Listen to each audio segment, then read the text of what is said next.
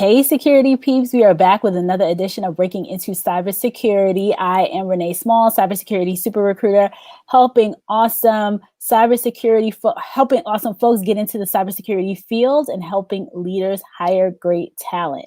Now, I am on with a real deal celebrity here. Ameer Vincent. Say hi to everybody, Ameer. How you doing, everybody? So, Indeed. Ameer, so I met Ameer. This has been a long time coming. Ameer is going to talk to us about how he went from the military, like many of you, into getting a record deal, then into getting his degree in cyber, and then getting his first opportunity and his second opportunity. So Ameer, talk to us about how you broke into the industry. Um, you know what it was? It was pretty. If it wasn't like one thing, it was a sequence of events, I would say. So, after I got out the military, I came back home to New York, and I was actually working in the barbershop, right? So I was cutting hair, um, and I ended up meeting. Most people know, at this time he's a legend. At that point, CL Smooth from the group P Rock and CL Smooth. Mm-hmm. Uh, CL Smooth, my cousin. I had did a record with Erica Badu. Somehow, it was a remix by this kid, Jason Panucci, had put up. So he worked for a company called Soundtree. Right. During my military lunch breaks, I would go record, right? But it wasn't anything like, oh God, let me go get a deal. It was kind of like more therapeutic. I wasn't looking to. It was really from a place of. It was just a super genuine spot for me. So it was, just, and like I said, it's definitely therapeutic. So I would record during lunch, come back, and over the years, a couple of years there, it starts to you progressively get better. I had some records I had stashed. I came back home. I was in a barbershop. My cousin played the record for this guy. And next thing you know, I was downtown at Urban Plaza in New York City with the Roots and these two guys. And a couple months later, I was on the road or whatever with them. Came back, they're doing spot days. And then I went on the road with AZ. So after, and, I'm younger at that time. So you're talking about almost 10 years ago. And So you're like a teenager. yeah, I was pretty much coming out the army like in the early 20s, early Okay. 20s. Okay. And so, now, and these guys are on the downside of their career. I mean, as far as like they was on their march towards like I would say iconic or legendary status. And I just became a student, but it wasn't just the music, it was the business of how things work. It was kind of my first time getting a real understanding from guys like Eddie F and Damian Blythe and guys that have been executives in the game for like 10, 20 years, which Mm-hmm. gave me that. And I say that for a reason because I'm a tied in. So when I saw that, it was like, this is just not, some rapidy rap thing. You jump on the stage and jump around and make noise. There's a business to this that is very lucrative if you learn, and my thing. So when we was on tour and we was moving around, I never sat on the bus with the artists. I would sit on the bus in the van with the execs and read books because I didn't partake in some of the things that these guys did on the bus. Mm-hmm. Um, so I learned the game from the executives, and that's what kind of pushed me towards school. And it was like, yo, you need to go to school, and I know this is cool, but just have a backup. Mm-hmm. I was, you don't want to hear that in the beginning, like, man, whatever. You ain't have a backup. You're telling me to have one for, right? Right. So then after But sales, these are the execs. So you're yeah, on the tour bus. So and you're I got off the tour bus and I rode in the van with the execs because it wasn't a lot of let's say rock and roll things going on that right, particular. It was detox. It was no smoke in the air. It was no right, water on whatever. right, right, right. So I like that better. It was chill. You get the music is jazz playing. It's smooth. Everything is cool. We have enough time for all that other stuff later. Mm-hmm. So yeah, I definitely and they took a liking to me Yeah. and so they would always like if some opportunities came up, they would throw me a pass. And around that time, I had started to learn the internet. Mm-hmm. This is where the computer thing comes into play, right? So now, Mm-hmm. music was making the transition from into the digital landscape. Mm-hmm.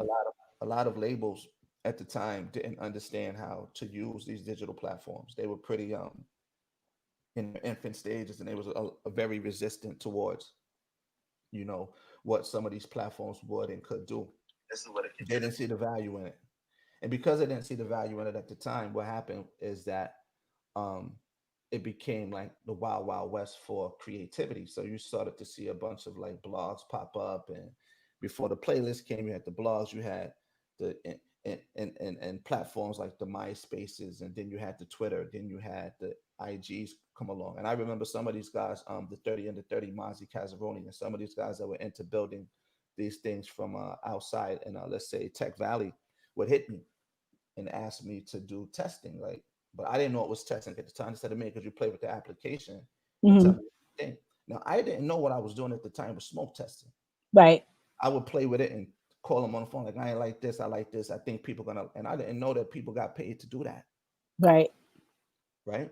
And I did that for a few companies. I remember Ustream in its infant stages. They gave me a channel, and we was doing that for those guys. I remember but a lot of those things that I got through Mozzie Casaroni. And for people that know him, he became one of the 30 and the 30. I mean, he dropped out of school at 15, 14. He was making more than his teachers in Silicon Valley. Who is that? Mozzie Casaroni? Yeah, yeah. I'll send you his information. And then he helped the guys with the company called Rap Genius, which is now Genius. Okay. So a lot of these guys were building blogs, and and I started to see it shifting. But I didn't. I had my finger in it, but not my hand. It was kind of like, I was cool because I was on the other side of it. I'm trying to learn the artistic side and be a voice, but the tech part was my vehicle to be heard because I didn't have necessarily amount the money that big companies were pushing, but I learned something that they didn't learn yet. So Hmm. then, before you know it, you had executives from different labels calling me to come up to have meetings with them, such as not this, but in this type of fashion, one on one, and ask me how did I get this look and how did I do this, and me being and not as much, I would say not as mature in the business. I would just tell them because I thought everybody knew this. Right. They took notes, and then before you know it, when artists were rolling out, they were doing the same exact rollout that I was doing with no money. Wow. Which now that same template is being used by artists to this very day. There's Mm. plenty of evidence that would support my statement. Um, and so people were like, "Why you keep telling them?" I'm like, "Bro, 'cause I thought everybody knew this." So now, I'm in between. I end up getting a deal. They took me up there to meet Tracy Waples, and took me up there to meet Jay. I took a shirt to Tracy Waples, and that's when Jay-Z was at what you call it at the time. They took me up there to meet Jay. When they took me in the office to talk to Jay, I talked to Jay for about 30 minutes about fashion, music, and technology, and then he asked me for did I have any like a portfolio to leave him. I said no, so I gave him some stuff he had on the CD that he could look at, etc. Hmm. So as I'm doing that, I'm kind of like in my head, I'm like, all right, cool. And he said, I'm gonna see you again. By the time I left out that building, I had 13 missed phone calls before I got to the first floor. But and like maybe a month later, I had a deal with Tommy Boy and Warner Brothers. Um, Wow. but they signed me probably because Jay spoke to me. Let's be real. But then again, I had also been on MTV too, at MTV at the time, and we did all of this from the internet. Right.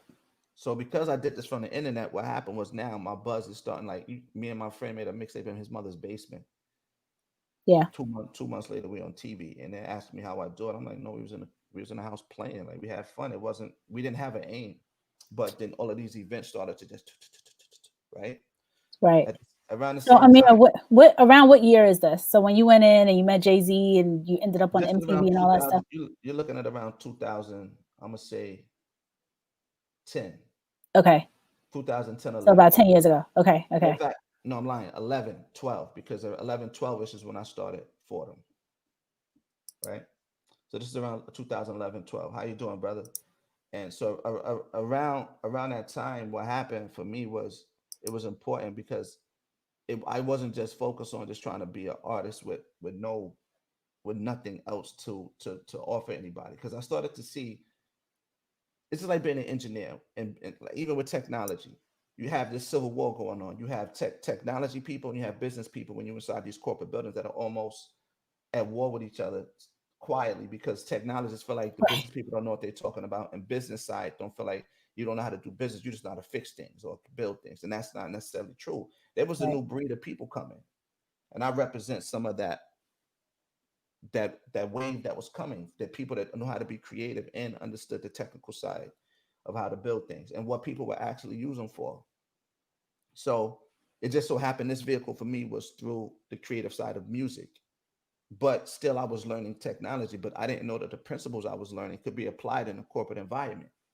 I Mm-hmm. just thought it could be only applied for certain apps or certain, me and my friends playing around doing goofy stuff on the internet. We didn't see how big this thing was going to get. We never had any idea that, you know, um, you have a guy like, say, for instance, like a Terry Gaskins or these type of guys would like call me back at this time, like people that I see this, Right. were actually, became, friends over the years. And And Amir, for the people who don't know these names, these are music executives. now these guys was in music. I mean, because at the time also, and I hate name dropping. These are all facts. My brother at the time had built Floyd Mayweather's MayweatherWorld.com. So Mm-hmm. around that time, Mm-hmm. my brother Success J, we were working on some of the tech platforms for Floyd.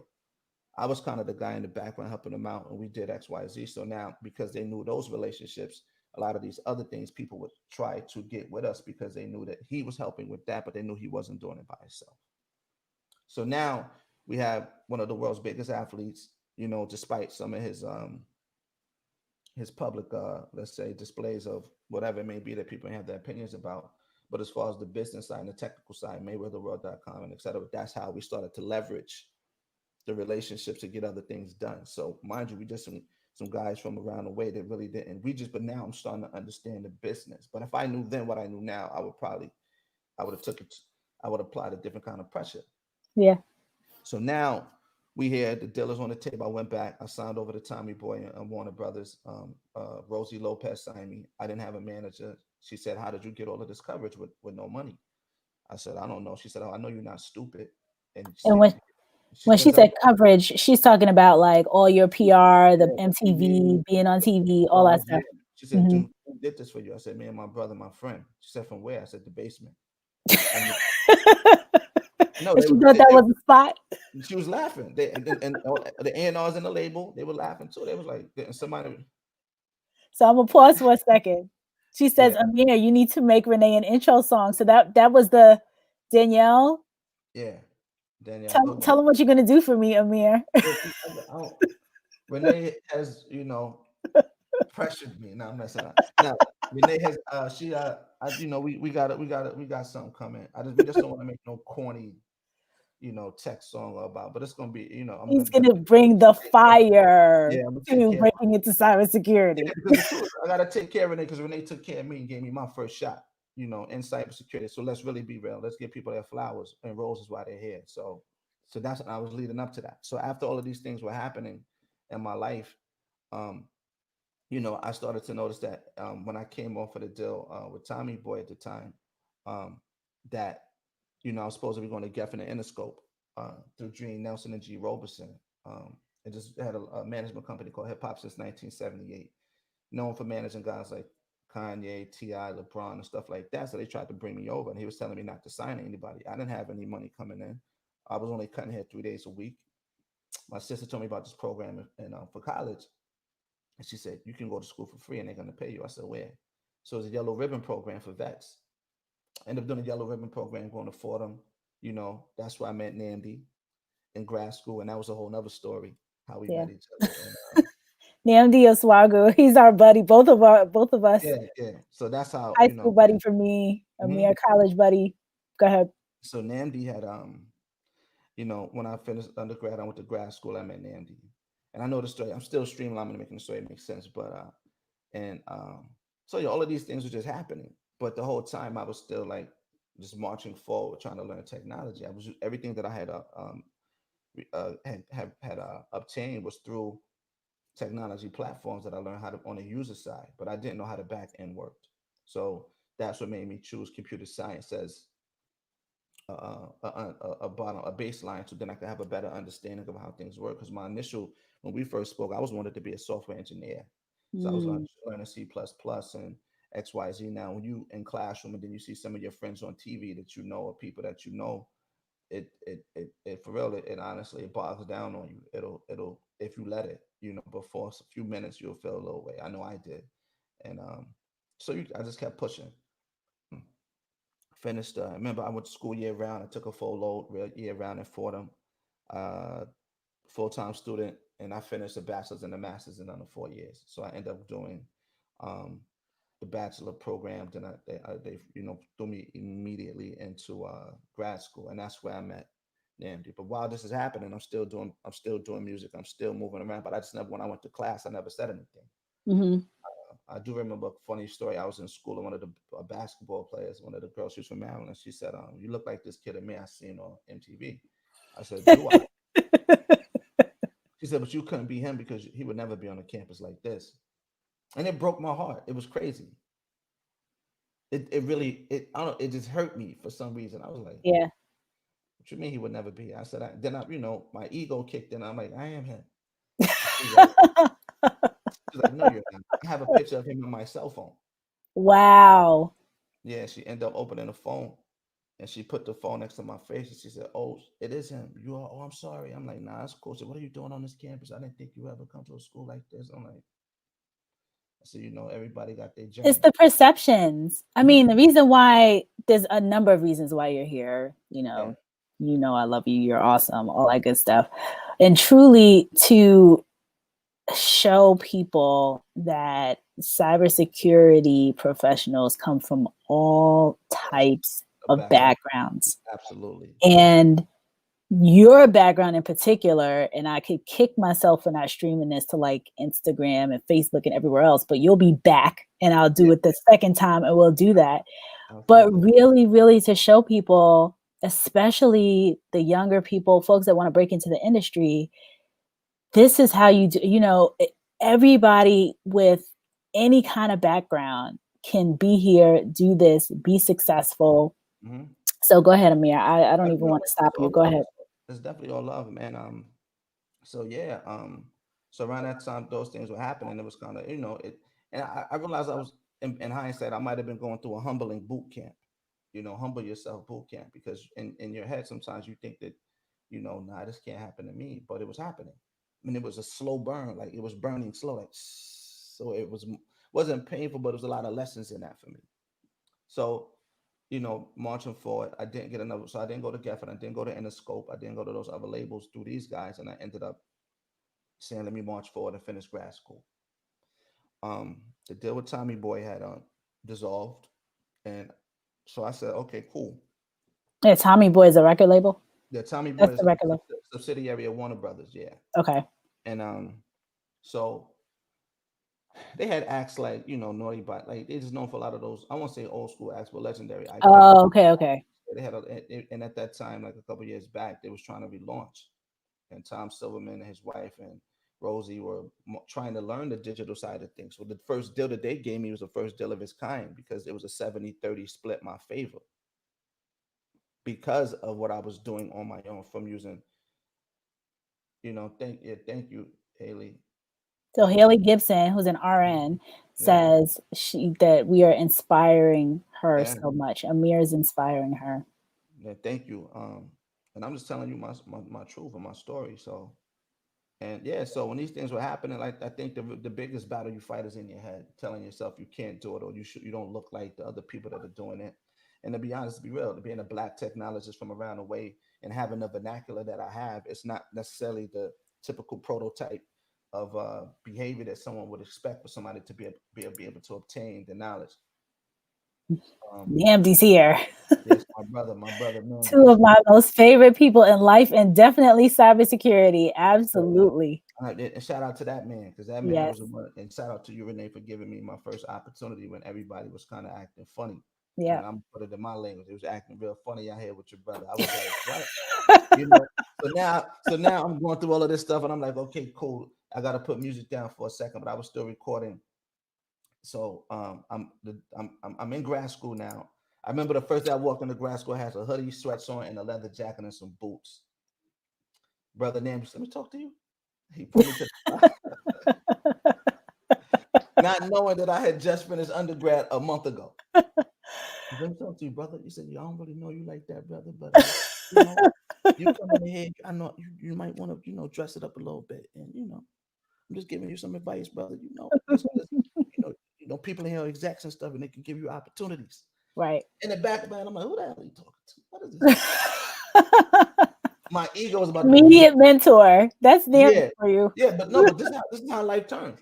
Right. So I'm like, I didn't say anything. I'm like, nah, brother, I just graduated a month ago. That's why you didn't see me in boot camp with you guys. I just finished undergrad in December the 15th. He's like, oh, I said, yeah. So I know all of the professors, I know the deans. That's why I'm not coming here dressed up on Saturday. And he was like, okay. So then, man, over that year, we go to lunch, we linking, and the friendship just grew from that. I always looked up to him. He had a ton of experience in that realm, and so as I was exiting grad school, and I had a job at this company called, I think it was called, I don't even want to say the name, but whatever. So I was there for 2 months by working right next to Madison Square Garden at a tech company. What happens now is that I was there for 2 months. Nambi called me, you called me, and you said you'll have an opportunity in DC at a big company. I said, where's it at? They showed me the package, and I said, yeah. But that was because Nambi, Nambi thinking of me, and you knowing Nambi. Um, so to me, that was very important. So it's not, you can check the boxes, but you also got to check with people. So it's just not about, me. If your people skills or your emotional IQ is not on point, you're never going to be able to excel in anything that you're doing. So just just knowing that, you know, It's so yeah. I So mean, just I mean, you're hitting on some very, very, very important things that I tell people all the time, especially people who are coming up in the industry. The emotional, the EQ is so, so, so very important. And that network. I mean, all you're talking about is networking. You know, mhm, how you networked in the industry, your network, what you brought, all of your transferable skills that you brought from what you were doing beforehand. So being in the military, going during lunch, recording, doing all that, then getting the record deals, then moving, proceeding, getting into Fordham, doing the bachelor's and the master's. And you said 4 years, everything all together. under 3 years, 3 years, honestly, like 3 years and 8 months, 3 years and 10 months, or something like that. So you Definitely. got your bachelor's and your master's in three and a half years, And I under was 4 years. and I was on the dean's list Fire. multiple. Yeah. All right, I'm gonna let you continue. No, it's all love. So I gotta throw my grades in there because I'm proud of that. Yeah. Absolutely. So you're in DC. So Namdi calls you, tells And you, connection with me. Go ahead. I know this girl named Renee from around the way. Lost boy. See So a real hip hopper right here. her way No, back cool from John LL, Jay. take me back. From John Jay. Now he Oh, called that's me not and LL. Who's that? that's Lost Boys. Remember That's the Lost song Boys. Renee? Then The song LL called had Renee. another one. So Yeah. Renee's always in there. Yeah, always. I mean, you got to talk to the people that they named that Renee name. Renee and Keisha's definitely a go, and I you know what that's about, right? Renee and Keisha. So, so, so yeah. And So Rodney, oh, I'm sorry. Just want to real quick. Rodney no, says, Rodney, plan the room properly. That's a hidden gem. And I'm glad he decided to approach you. I So, know what, brother. I'm glad he did too, because in this world we make up only 2 to 5% of the entire technology industry, and I don't know yep, if that's women included. So men of color and women of color, and just women and men. Period. Women and men of color. We don't make up. Yeah, exactly. Lost Boys. Exactly. Yeah. So he don't. We didn't. We don't make up a lot. Yep. Exactly. You better be proud of that 4.0. You got to be Danielle put said she's proud of her 4.0 too. That's as right. you should, as you should be. And so I think from women and men that come from my background, it's tough in this particular world because it's control. Not saying controlled, but the seats sometimes are not really necessarily. I would say lean. It don't always lean in our favor when we need it to, Mm-hmm. but it does happen. That's the reason why we're here. Yep. So Nandi, when he called me, he was like, "Yo, I got a job that I think you may like." He said, and mind you, he got 10, 15 years in. I was small fish. I just need to get on the court. I'm like, I got my basketball trunks on in my jersey, but I never been on the floor yet. He Still on seen the me. bench. Yeah, he seen me in practice, pickup games. Oh, he can play. Well, let me see if we gonna throw him in. It's game Put him time. in. Put him in. Like I know a guy that You've we been can put on warming the up. team. Yeah. So when Nandi he hit me, he was like, it's an opportunity, but it's in DC. I'm from New York, so I was like, nah. I thought I had him back. So no matter of fact, man, sign me up, man. Then I spoke to you, and I'm glad and I'm thankful and I'm blessed because of that. Because without that, the first opportunity that I received was not through the school. It was not through career center. It was through people. Yep. So your investment in people and your, and now mind you, if what if I had, when Nambi approached me about, that I had taken a different route and decided to take it and be disrespectful, right? We wouldn't be here today, Right. right? So there's also a level of you knowing, how to just really just absorb what somebody's trying to tell you and telling you. Yep. That's a fact. So So, Bibi Hamid, Bibi Hamid, who's amazing, who mhm, also was able to get an opportunity through watching this podcast and connecting with some people. She mhm. says people of color have to work harder. Absolutely, BB. That's a super fact, and I think, and and despite, and it's weird. I'm gonna come back to that too. Watch this. So now is this thing, yeah. So now, you know, I never told Namdi that I had been in music or nothing like that. Nobody in the class had no idea. These guys, oh, they wasn't into the world I was in. So I'm in there, you know, doing the Ameer 1 2. The professors talking to me like we went to high school together, and they like Ameer, and I'm like, and they. So I guess people realize he knows these guys. So a lot of them I had an undergrad. So as we move forward, Namdi called me. I took the opportunity. I moved to DC. You get, I spoke to you, and you end up putting me with SAP. I gotta say the name when it's over now. So SAP NS2. I was working there as a cloud security engineer, um, frontline, frontline cloud secure support engineer for 2 years. Great opportunity, man. It was. I remember when I was there, we had conversations. Renee, I call you with a stress bomb. You like this calm down. Calm down. This Be is the easy. I'm like, yeah, he think I'm playing with him. Do he know? Like, I'm on the phone. Like, do he know? Like, your ego, your ego going to overdrive. I'm like, Chill this out. this guy's Relax. in his office talking to me like he don't know, but really he didn't know. So who am I to think he know? Like, so I'm on the phone, Renee. I'm calling there, be like, hey man, do they do that? He's like, listen, brother, you gotta, this is what we face, and I'm like, damn, like why? And I learned a lot. It taught me to be more strategic and not emotional, as Namdi told me before. Because Mhm. when I was in grad school, I was about to quit. My cousin had committed suicide. One of my, like, a cousin brother. I didn't come to class for like a month, and I was already like 8, 9 months in. So Nambi, he called me. He texted me. He said, "Look, bro, I know you hurt, but you better serve your family right now, being strategic, not emotional. I know I sound like an asshole. Excuse my language, but he said, but you need to come to class, man, and you need help on that assignment. I got you." Yep. So when people like that invest in you, Right. my job is to pay that forward, because that forever changed the trajectory of my life. That one little moment for him, that one little 5 minute investment in a phone call and a conversation with me in one of my dark hours, pushed me forward and brought me to another side of the light. So I'm always, nah, I never, I talked to the youth in the barbershop and it ran away, but I'm here. So Hallie wants to know, hey Hallie, I didn't even connect that it was from Dee's program. So Hallie wants to know, Ameer, do you talk to the youth? I'm from Brooklyn, and the young men could use this info for inspiration. Absolutely, absolutely. Hit me up, hit Renee. We'll set it up. Yeah. I'll The put it whole in. purpose of, so for everyone who's listening for the first time, and many of you are not, the purpose of Breaking Into Cybersecurity, when Chris Foulon and I started this thing 2 years ago, woohoo, our birthday was the month of September. So when we started this thing 2 years ago, the whole goal was to connect people who were new in the industry to people who were trying to break into the industry, and that is what we continue to try to do. So we want to continue to bring in folks who are newer, under 5 years, who've been recent into the industry, moving around in Mhm. the industry, and then showing the folks, especially somebody like you, Ameer, with the Mhm. background that you have, definitely, appealing to the youth, and showing them, hey, this is an opportunity that any of you can get into. So you want to Absolutely. be, you want to be a rapper, you want to play basketball, you want to do all these different things. Cybersecurity is cool too. Like, you can be in this Yeah, industry. yeah. I mean, if we love to say, I got multiple hustles. Like, how could you Yep. have a multiple hustle? Like, I wouldn't put down my keyboard, you Right. know, to be on the mic.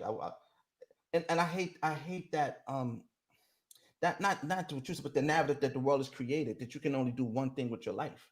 Right. That's not fair. That's not fair to how I was created. Nobody knows my purpose. If I have multiple purposes that serve one great purpose, then so be it. If I'm supposed to be a mechanic and a brain surgeon, who's to tell me you can only do one? I mean, of course, it's kind of tough with Well, time. there was a mechanic that was, well, he became a doctor. I don't know if it was a brain surgeon, but Yeah, he's a mechanic yeah. and became turned into a doctor. Yeah, it's so I think that when you're making the transitions, as brother Anthony Butler was saying, like you don't know you making them, but it's like a change. You changing for the better. I kind of so it wasn't a streamlined process. I'm gonna do A to get to B to Right. get to C. It was kind of like you go here, okay, figure this out. Yeah. Okay, oh, jump over, figure this out. It was that kind of a thing. Right. And so So and Anthony Butler says, very inspiring. Me making the transition from operational support to information security to cyber has been challenging. Keep pushing and networking is key. Well, yeah, Anthony, you sound like somebody that needs to be on this show. very much so. Let brother Anthony come up here and talk to the people, man. Yeah, because yeah, and thank you, BB. Because and then in my journey, you're talking to, uh, I had it was a listen, man. I think for me, when I got to the SAPs and those companies, people like me, they were just like, well, why you don't? Because they would say to me, you don't look like like you in tech, and in the back of my head, I'm like, well, really, I don't. But little do you know. And no, it's funny. I was at work one day, right, and this kid, um, he saw me at the lunch table. He said, "Hey, man, did I see you on World Star?" I said, The celebrity is peeking out. It's coming "No." out. It was the funniest thing ever. He said, "Hey, man, his name is Timothy." He said, "Yo, did I see you on World Star?" Timothy Blount. Matter of fact, he's at DBA as he's an SA. Mhm. Timothy Blount is his name. BLOUNT. Timothy, right? I think I know that. I sent him to you before. Yeah. Remember? Yeah. Timothy came to the lunch table and said, "Hey, man, I saw you on World Star." I said, "You ain't see me, man, but I'll tell him you said what's up." Yeah. He said, "Oh yeah, tell him. Tell him I said what's up." I said, "Yeah, I'll tell him, man. But it wasn't me. I know him though. It wasn't me. It So wasn't me. So he figured it out. So hilarious. yeah, man. Couple Thank you. comments in here. Amy. So these are some folks. Boniface, greetings from this end. We don't know Mhm. where you are, but it sounds like it's far away. Amy Sites says hi there. Hey, Amy. Hey, Um, Amy. Jeffrey says, I love your story. Good job and keep up the good work. Yeah, and let's take it a step further, Renee. Check this out. Yep. So now I have you as somebody that I can call and give me that insight. I had Namdi, like two people that brought me out there. So I was almost blaming you guys every time somebody made me mad. Like, look, nah, but it was fun, man, and I definitely loved it out there. A great learning experience working in a cloud environment. SAP did a reorg in 2017, 2018. I think it was 2017, Hmm. 2018. Yeah. And I was part of that reorganization. They gave me the option to stay or come back to New York. Funny thing, I took the option to leave Hmm. SAP and ended up getting a job on Wall Street. So now I left SAP and I've been working on a cloud team at one of the big banks as an AVP on a global team. And I was just when they gave me the package. Remember, I don't know if I told Nambi. I called some. I don't know if it was you or Nambi. I asked HR, did they make a mistake? I said, this is not a mistake. And my friend was like, yo, shut up and take the job. I said, Just take the job. take the job. I looked at the money and I looked at the title. I said, Sign quick. this is for me. It's not a mistake, right? And she was like, no, take the. I was like, okay. And the next thing you know, August the 6th, August the 8th, I walked on the Wall Street. And I remember when I got there, the first day I was there, it was just like some out of a movie. And the lady had like I don't know what you would call like a concierge at the top of the street. She looked at me, she said, "Oh, you new here?" And I said, "How you know?" She said, "Because I know everybody to come on the street." And she said, "Well, have a good first day." And then I walked off the block that evening. She said, "How was your first day?" And I said, "It was good." She said, "Yeah, and it was just weird. So, I just think that in all else, it's just not a straight path Right. to it's not like, and sometimes you may have a plan, but just check the boxes and fill in the blanks as you go. But do have kind of like an outline of where you want to land at. I do think that that's important. If you don't have a degree, make sure you knock down those certs. And the more things you do to check the boxes for qualification, because as we know, I mean, even working in this executive position now, and still, and funny how, as I'm in this position, working over there now, you get to see things now from a different lens, Mm-hmm. and you have to kind of change your mindset. So now working on front line to being on this end, when you're dealing with risk management, compliance, and getting a bird's eye view of the ecosystem of cybersecurity within a bank Right. versus working in the government. Because before I worked in the government environment, we onboarded FedRAMP and Right. their applications that they use of SAP within that cloud environment, and um, and it was crazy. Then at night you go home and make music. Yep. So so it was kind of one of those things of like, the transition was good, and I definitely, I'm forever humbled, and thank you for giving me the opportunity and getting me that job. You and Namdi for really giving me it, like really taking it. It was a gamble for sure, but it wasn't. Well, It wasn't. It was. I yeah, mean, yeah. with a cybersecurity master's from Fordham and a 4.0, that's not really that big of a gamble. It was Not 3.6, on 3.67. Yeah. okay, 3.6, whatever. 3. Amir, you have been phenomenal. Um, we are over 36 minutes, and I know we could probably go another 20, but Yeah, we're absolutely. not. We're not. We're not going to do it today. We're going to do a part 2. You Hmm. have to come back. I'm going to Absolutely. stream to Facebook, Instagram, everywhere the kids are, TikTok, wherever I can find young Yeah, people. yeah. Hmm. Um, and the bonus is that you will be creating my intro and outro. Absolutely, absolutely. And and sidebar, I ended up getting another deal on July the 13th. I signed Yes. to Pete Rock's label, True Soul, um, July, and like 2.5 months ago. So now, even with being in that position and still working on Wall Street and having a just, it's going to be a balance. I'm gonna be in a fight for balance. Yep.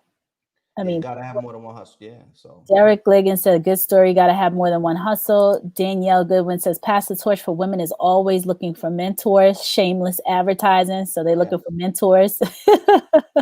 um, Danielle says, again, Amir, you're so well rounded. I'm inspired. Thank you. And Macman on YouTube says, all the best. Absolutely. So, Amir, you will be back. We will bring you back. You are, I mean, your life story in and of itself is just so, so interesting. And I'm Thank you. so excited that you were here and available to talk to us to kick off Cybersecurity Awareness Week. Thank you. We will bring on more people like you. Mhm. Definitely looking for bringing in people who are going back to our roots, of bringing in people who have had less than 5 years in the industry, diverse backgrounds, diversity of thought, diverse backgrounds as a whole, Yeah, to come on and talk to everyone about how you broke into the industry. yeah. So I cannot thank you enough for being here. And And and Andy and I are beyond proud of you. You already know that. yeah, Um, thank you. so Thank you. It means a lot. And I definitely thank you, and thank you to everybody that joined the call. And listen, I'm easy to find. yep. If y'all need me to come speak, hit Renee. Go ahead, she'll definitely get in touch. Slide, He put me in as a manager. He's like, hit Renee. hit Renee. Wink, wink. If you got tech questions for me, nah, nah, I'm playing. But no, I gotta do. I would go through you because you helped me, and we know how to vet. You probably know my background more than the person calling you, so you'll probably know how to put me in positions, where I'll be better served. Yeah, No, we need thank to you, get you out here more in front of people who thank see, especially young people, you. that little kids that are looking up and they're like, oh, they're mesmerized by hip hop, they're mesmerized by all that. And you personify, that person, that kid that's smart, that still loves hip hop, still could be cool, still could be down, and just crossed over. They don't even know that this industry is out here. They don't know where they can place their talents. And Mhm. because there's so much opportunity, we want to continue to get people to do that. So Yes, yes, indeed. thank you for being you, sir. Thank you, and I'll tap back in. Yep. So folks, thank you for coming and participating in another episode of Breaking Into Cybersecurity. And soon I will have an outro courtesy of Amir. Yes, So yes, yes. right now, bye everybody.